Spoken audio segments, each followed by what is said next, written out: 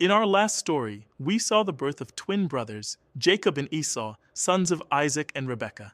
We saw a family already divided, with each parent favoring a different son, and we witnessed a moment of weakness, a bowl of stew that cost Esau his birthright as the firstborn.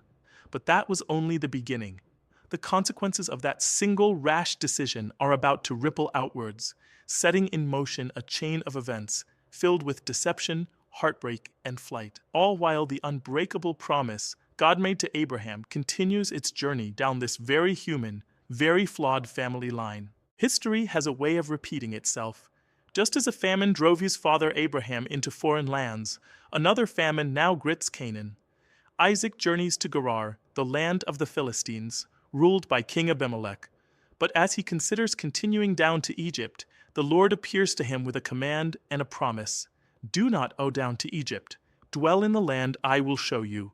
I will be with you, and I will bless you. For to you and your descendants I will give these lands, fulfilling the oath I swore to your father, Abraham. Isaac obeys and settles in Gerar, but fear takes root in his heart. His wife, Rebekah, is beautiful, and he fears the men of the city might kill him to take her.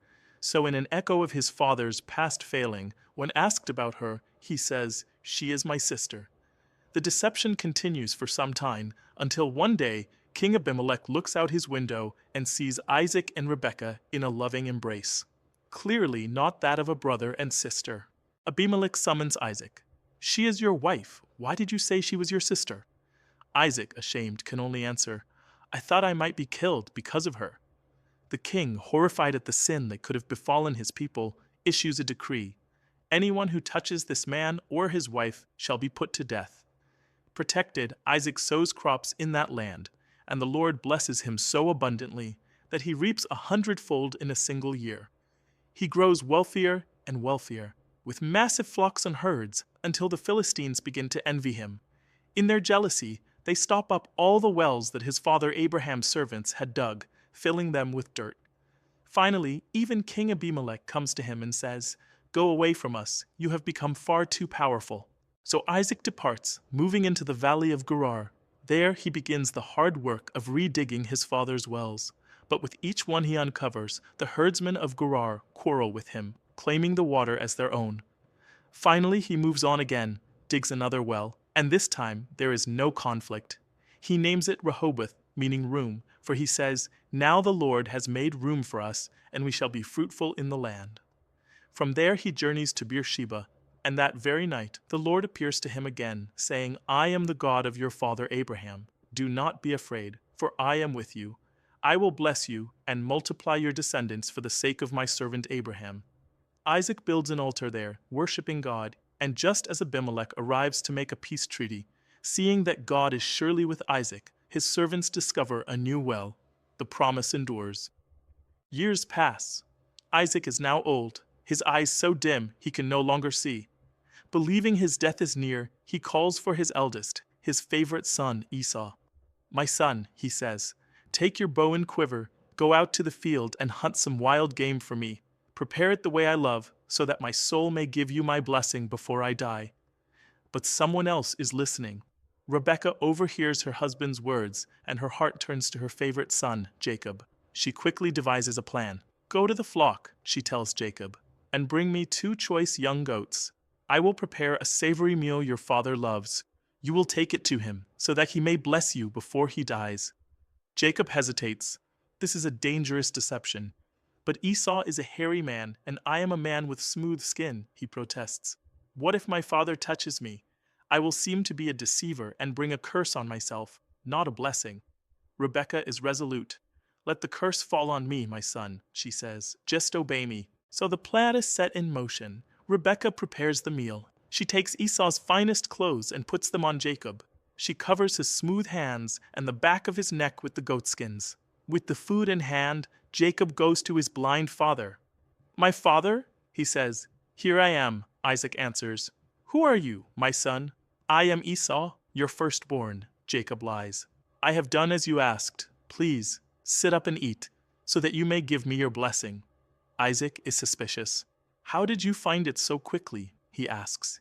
Jacob, digging the hole deeper, replies, The Lord your God gave me success. Still uncertain, Isaac says, "Come near, so I may touch you, my son, to know if you are really my son Esau." Jacob steps closer. Isaac reaches out and feels the hairy hands. "A voice is Jacob's voice," he mutters, "but the hands are the hands of Esau." Deceived by the touch, he gives in. He eats the meal Jacob brought, drinks the wine, and then, drawing his son close for a kiss, he smells the scent of the outdoors on Esau's clothes and finally bestows the blessing. It is a blessing of wealth, power, and dominion, a blessing that makes him lord over his brother. As soon as Isaac finishes, just as Jacob slips out of the tent, Esau returns from the hunt.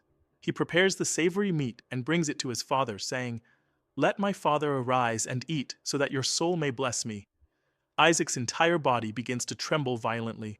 "Who are you?" he asks. "I am your son," he replies, "your firstborn Esau." The terrible truth dawns. "And who was it that was just here?" Isaac cries out. "I have eaten, and I have blessed him, and indeed he will be blessed." When Esau hears these words, he lets out a great and bitter cry. "Bless me! Me too, my father!" But the blessing once given cannot be taken back.